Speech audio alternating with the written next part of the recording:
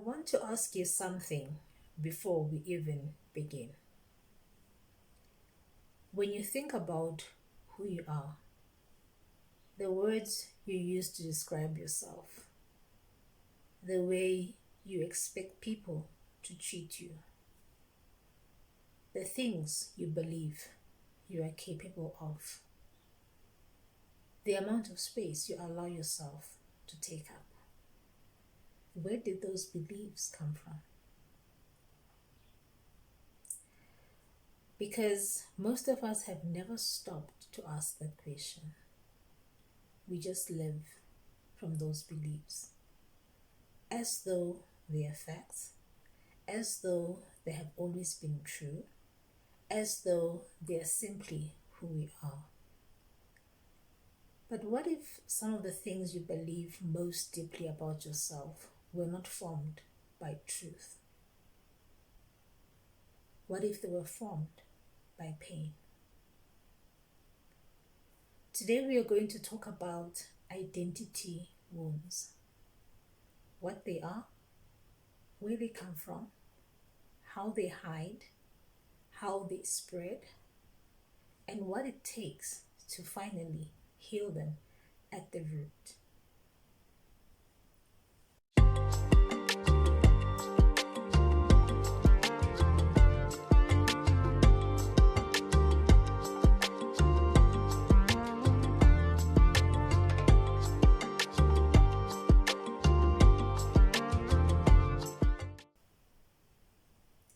Greetings, beautiful women. Welcome to She is Her.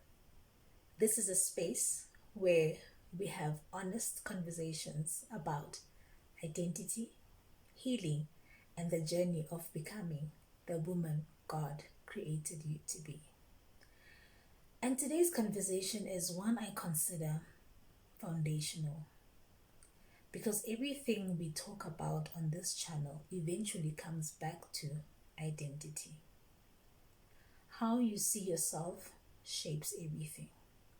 Your relationships, your decisions, your boundaries, what you allow, what you pursue, what you believe you deserve. And if the foundation of your identity was built on a wound, everything built on top of it carries that instability. For many years, I didn't realize that some of the things I've been through were doing something underneath the surface. Loss, transitions, environments where I had to adjust quickly and figure things out before I could fully understand what was happening. And without realizing it, those experiences left behind questions. Quiet ones, the kind you don't ask out loud. Am I safe here? Am I wanted? Do I actually belong? And here is what I've come to understand. Those questions don't stay in the past. They follow you into every room you enter. Let's talk about why. If a wound is not healed, it becomes an identity. Many women are just not carrying pain. They are living from it, making decisions from it, choosing relationships from it, seeing themselves through it, interpreting every new experience through the lens of something old, something that happened, something that was said, something that was done or left undone. The wound became the lens, and now everything she sees is filtered through it. That is what we're unpacking today. Let's start at the beginning. Because identity wounds almost always have their roots in childhood. Not because childhood is the only place wounds form, but because childhood is when we are most vulnerable, most impressionable, most dependent on the people around us to tell us who we are and whether we are safe. A child cannot evaluate the adults in her life objectively. She cannot look at her parent and think, oh, this person is dealing with their own unhealed wounds, and that is why they are responding to me this way. A child simply experiences. And from that experience, she draws conclusions. When a child is consistently criticized, she does not conclude, this adult has unrealistic expectations. No, she concludes, I'm not good enough. When a child is ignored or overlooked, she does not conclude that this adult is emotionally unavailable. She concludes, I do not matter. When a child experiences loss or abandonment, she does not conclude, this was a painful circumstance beyond my control. She concludes, people leave, and sometimes people leave because of me. When a child is raised in an environment of instability, she does not conclude this environment is unhealthy. She concludes the world is not safe. And I must always be ready for things to fall apart. Do you see what is happening? The child is not drawing conclusions about the situation. She is drawing conclusions about herself, about her worth, about her safety, about her place in the world. And those conclusions become her identity. They become the voice she hears when she looks in the mirror. The voice that tells her whether she's enough, whether she deserves love, whether she is safe to be seen. And she carries that voice into adulthood, often without ever questioning whether it is telling the truth. Now, I want to talk about something that keeps identity wounds hidden for decades, and that is shame.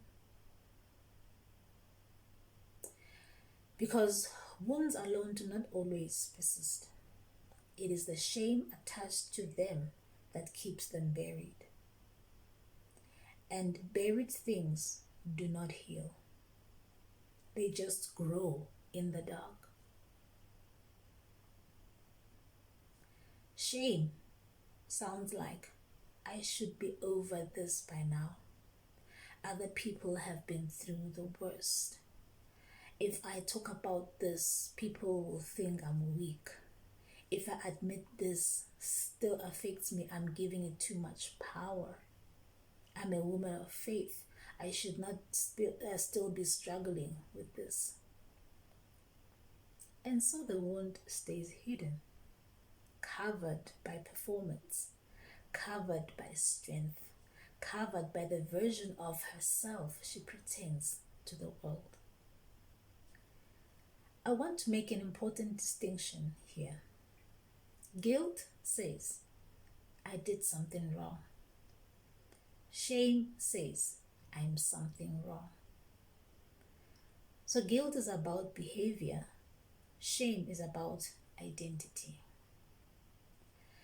And identity wounds almost always carry shame because they convinced you at a fundamental level that something about you, not just what happened to you, but something about you is defective, unworthy, unwanted, unseen.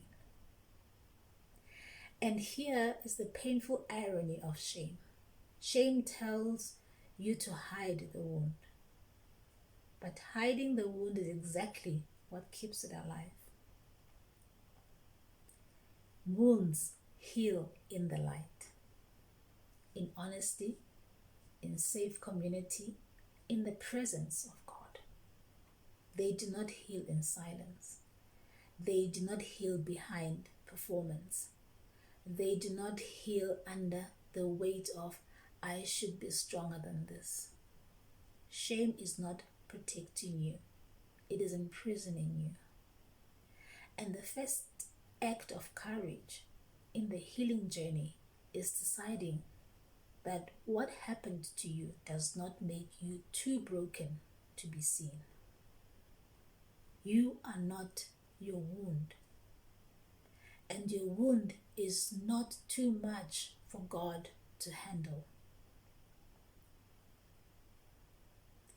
Now let's talk about where these wounds show up most visibly, and that is in our relationships.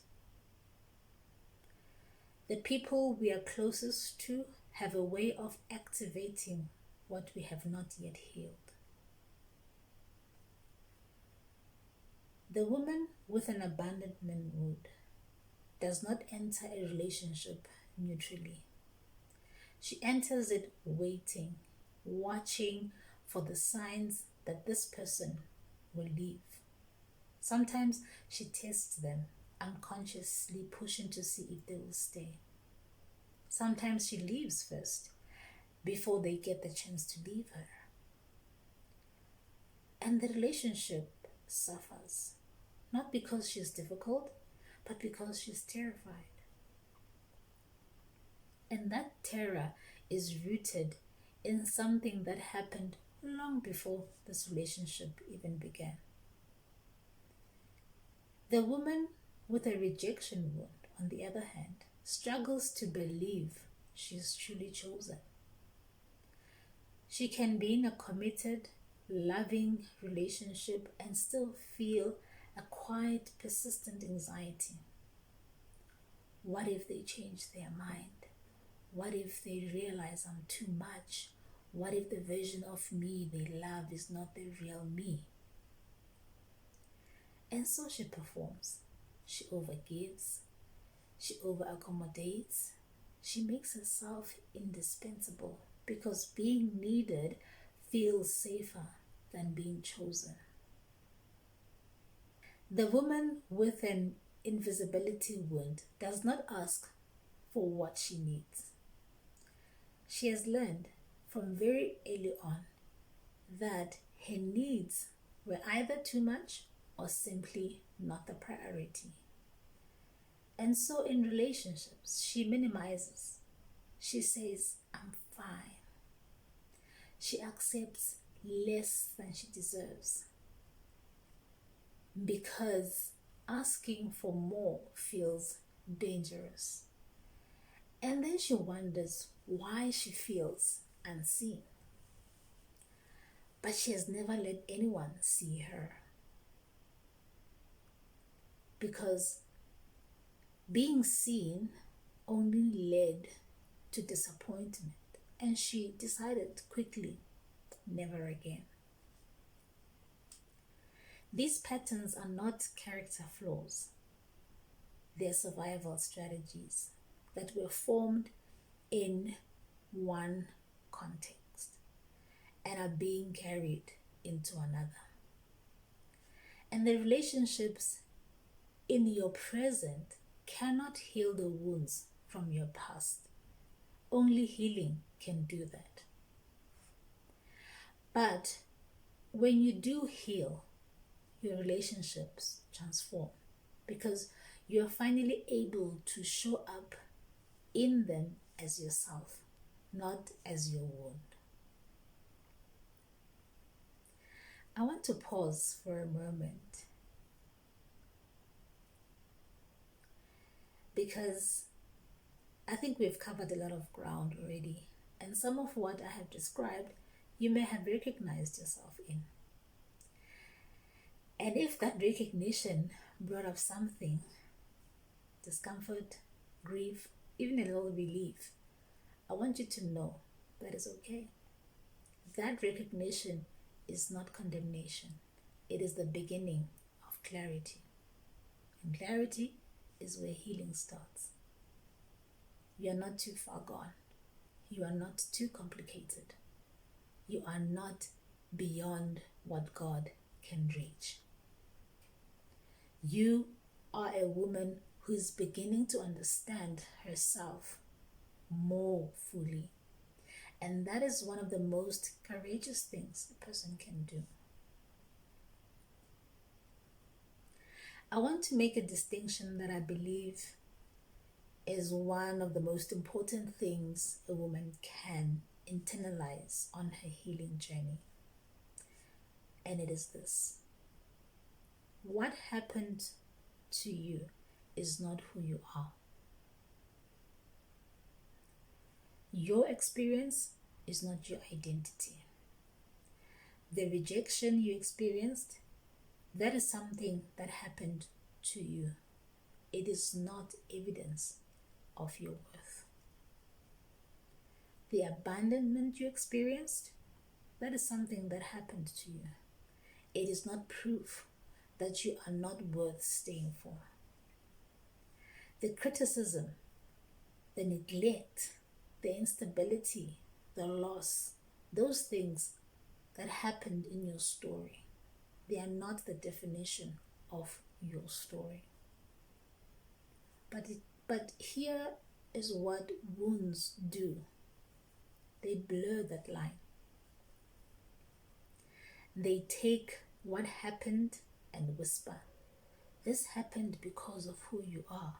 This is what you attract because of who you are. This is what you deserve because of who you are.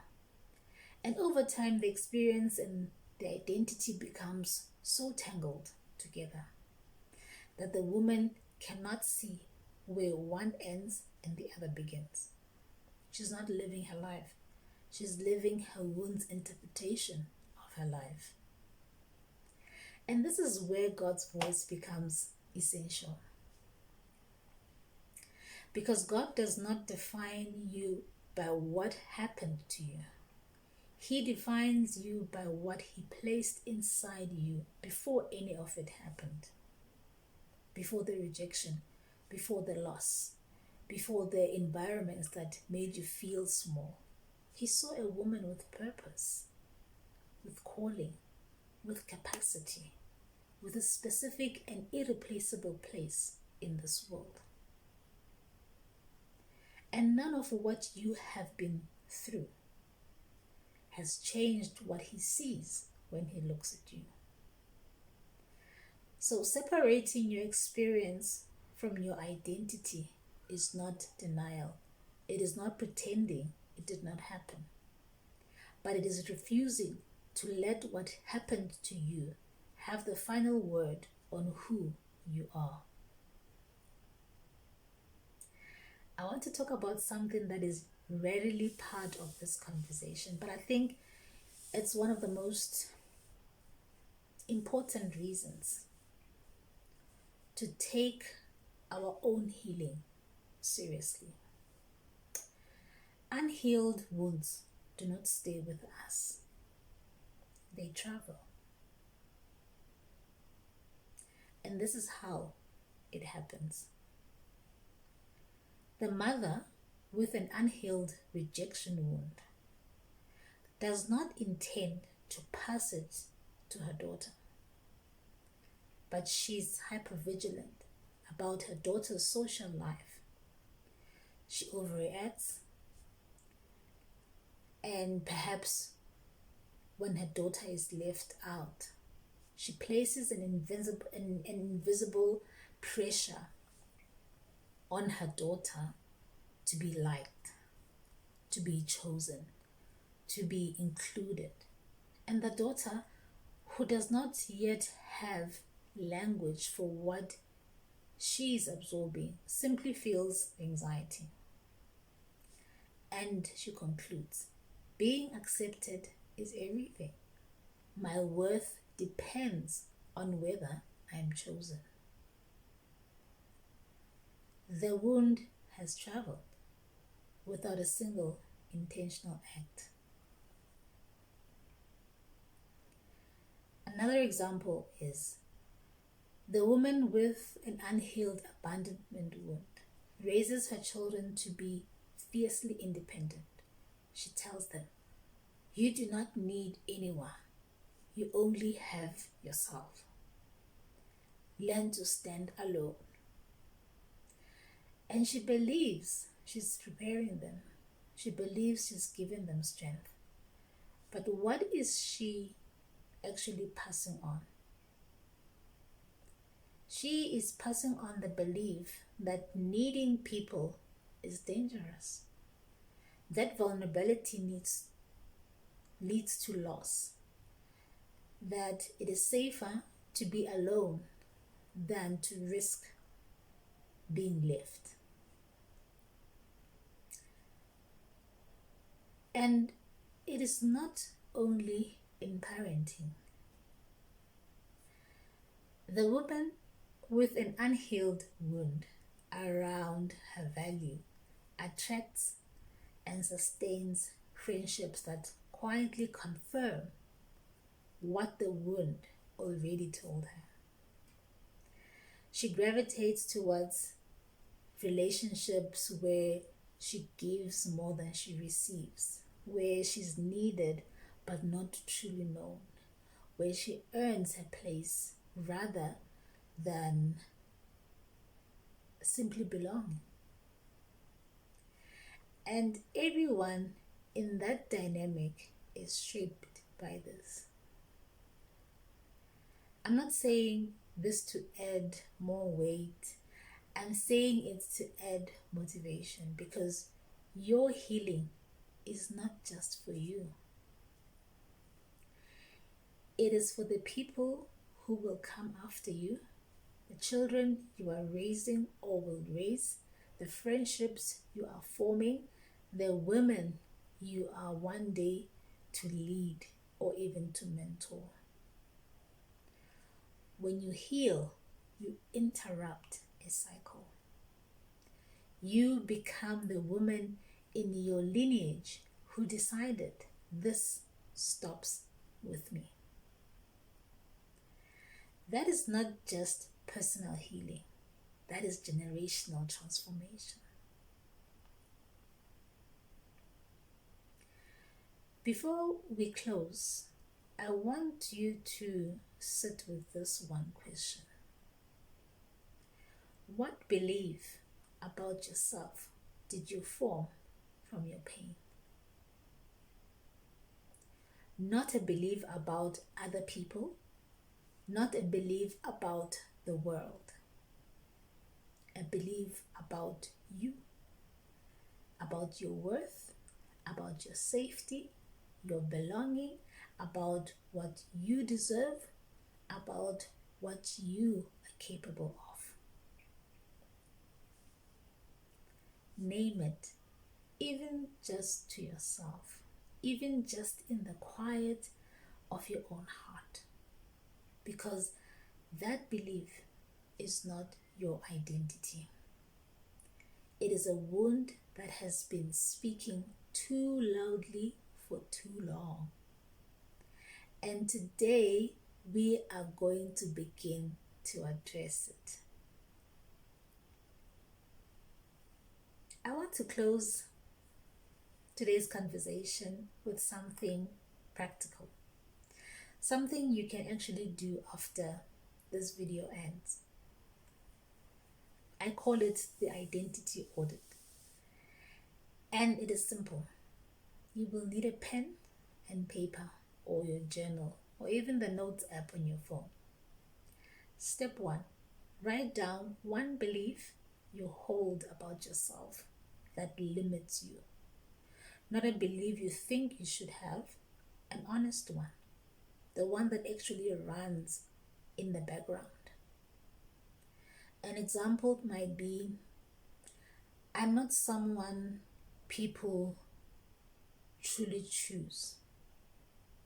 I have to earn love. I'm too much for most people. I will never be truly successful. I do not deserve rest. Write it down exactly as it sounds in your head. Step 2. Ask yourself, when did I first believe this? Not to relive the experience, just to locate it.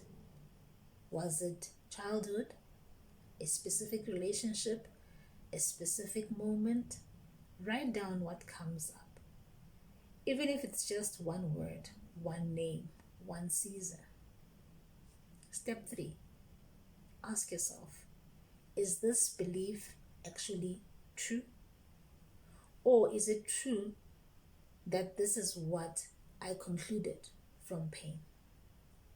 There's a difference, remember? A wound tells you something is true about you, but a wound is not a reliable narrator. It is a hurt thing speaking from a hurt place. Write down your honest answer. Step 4. Write a replacement truth, not an affirmation you do not yet believe, just a more honest statement than the wound. If the wound says, I'm not chosen, the replacement truth might be, I have not always been chosen by people, but God chose me before I was formed, and I'm learning to live from that truth. It does not have to be perfect. It does not have to feel completely true yet. It just has to be more honest than the wound. Step 5.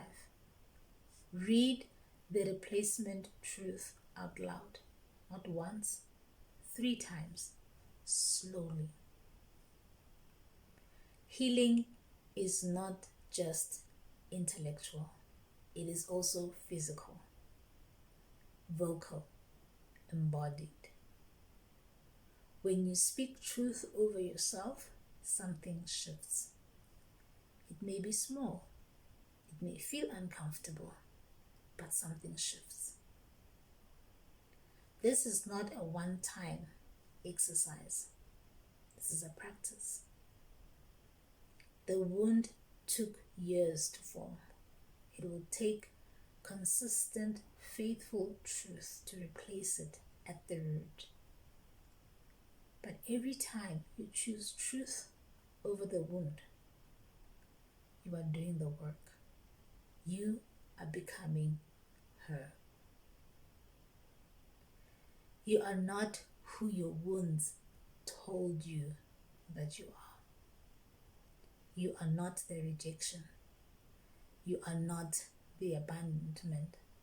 You are not the confusion or the silence or the seasons that made you feel invisible.